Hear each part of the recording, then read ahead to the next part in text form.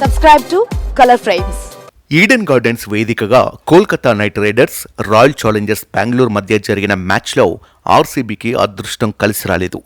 కేవలం ఒక్క పరుగు తేడాతో కేకేఆర్ చేతిలో ఓడిపోయింది. తొలుత బ్యాటింగ్ చేసిన కేకేఆర్ నిర్ణీత 20 ఓవర్లలో 6 వికెట్ల నష్టానికి 222 పరుగులు చేసింది. కెప్టెన్ శ్రేయస్ అయ్యర్ హాఫ్ సెంచరీతో జట్టుకు మంచి స్కోరును అందించగలిగాడు. అంతకుముందు ఓపెనర్ సాల్ట్ ఆకాశమే హద్దుగా చెలరేగిపోయాడు. ఈ క్రమంలో హాఫ్ సెంచరీ అవకాశాన్ని త్రుటిలో చేజార్చుకున్నాడు. కేవలం 14 బంతుల్లోనే 48 పరుగులతో కేకేఆర్కు భారీ ఓపెనింగ్ నెలకొల్పాడు. ముఖ్యంగా 4వ ఓవర్లో ఫెర్గూసన్కు సాల్ట్ చుక్కలు చూపించాడు. ఈ ఓవర్లో సాల్ట్ 4 ఫోర్లు 2 సిక్స్లు బాదేశాడు. 6-4-4-6-4-4తో ఫెర్గూసన్ బౌలింగ్లో సాల్ట్ బీభత్సం సృష్టించాడు. ఇన్నింగ్స్లో 7 ఫోర్లు 3 సిక్సర్లతో చెలరేగిపోయాడు. ఇక భారీ ఆశలు పెట్టుకున్న విధ్వంసకర ఆటగాడు సునీల్ నరైన్ నిరాశపరిచాడు. గత మ్యాచ్లో సెంచరీ చేసిన నరైన్ ఈ మ్యాచ్లో పరుగుల కోసం ఇబ్బంది పడ్డాడు.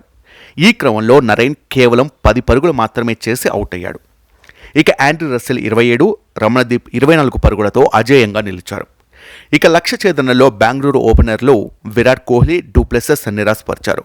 కోహ్లీ 18, డూప్లెసెస్ 7 పరుగులకే పెవిలియన్ చేరారు. ఆ తర్వాత జోక్స్, రజిత్ పాటిదార్ కాస్త స్టాండ్ ఇచ్చారు. 4 సిక్సర్లతో మ్యాచ్ను విజయ తీరాల వైపుకు మళ్లించారు.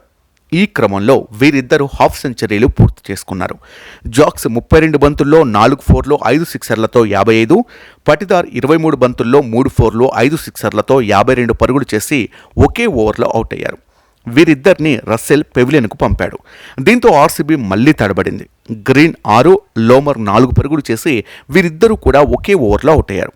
వీరిద్దరిని నరైన్ కట్టడి చేశాడు. అప్పటికే మ్యాచ్ ఆర్సీబీ నుంచి కేకేఆర్ చేతుల్లోకి వెళ్లిపోయింది. 155 పరుగులకే 6 వికెట్లు కోల్పోయిన ఆర్సీబీని ప్రభు దేశాయ్, దినేష్ కార్తిక్ ఆదుకున్నారు.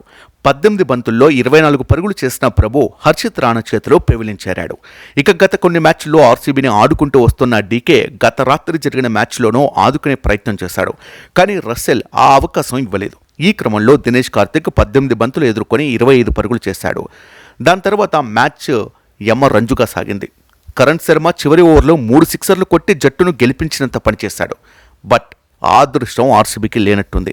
చివరి బంతికి బెంగళూరుకు 2 పరుగులు కావలసిన సమయంలో క్రీజ్లో ఉన్న ఫెర్గూసన్ షాట్కు ప్రయత్నించగా ఫీల్డర్ బంతి అందుకోవడంతో 2వ పరుగు తీసే క్రమంలో రన్అట్ అయ్యాడు. దీంతో కేకేఆర్ 1 పరుగు తేడాతో ఆర్సీబీపై విజయం సాధించింది. ఈ సీజన్లో ఇప్పటి వరకు 8 మ్యాచ్లు ఆడిన బెంగళూరు 1 మ్యాచ్ మాత్రమే గెలిచింది. ఇలాంటి పరిస్థితుల్లో ప్లే ఆఫ్కు చేరుకోవడం కష్టమే అంటున్నారు. మిగిలిన అన్ని మ్యాచ్ల్లో గెలిస్తే తప్ప ఆర్సీబీ గట్టెక్కే పరిస్థితి లేదు. ఇదిలా ఉండగా మ్యాచ్లో కొన్ని హైలైట్స్ చూద్దాం. ఆర్సీబీ ఆటగాడు రజిత్ పాటిదార్ కేవలం 21 బంతుల్లోనే హాఫ్ సెంచరీ చేసి 12 ఏళ్ల నాటి ఏబీ డివిలియర్స్ రికార్డును సమం చేశాడు. డివిలియర్స్ కూడా 2012లో రాయల్ ఛాలెంజర్స్ బెంగళూరు తరపున 21 బంతుల్లో 50 సాధించాడు. అయితే ఆర్సీబీ తరపున 2013లో 17 బంతుల్లో 50 సాధించిన క్రిస్ గేల్ అత్యంత వేగవంతమైన హాఫ్ సెంచరీ చేసిన ఆటగాడిగా ముందున్నాడు. ఈ మ్యాచ్ ద్వారా దినేష్ ఓ ఘనత తన ఖాతాలో వేసుకున్నాడు. ఐపీఎల్లో 250 మ్యాచ్లు ఆడిన 3వ ఆటగాడిగా దినేష్ కార్తిక్ నిలిచాడు. ఐపీఎల్ చరిత్రలో ఇప్పటి వరకు ధోని 256 మ్యాచ్లు ఆడగా రోహిత్ శర్మ 250 మ్యాచ్లు ఆడాడు. అంతేకాదు దినేష్ కార్తిక్ 249 ఐపీఎల్ మ్యాచ్లలో 4742 పరుగులు చేశాడు.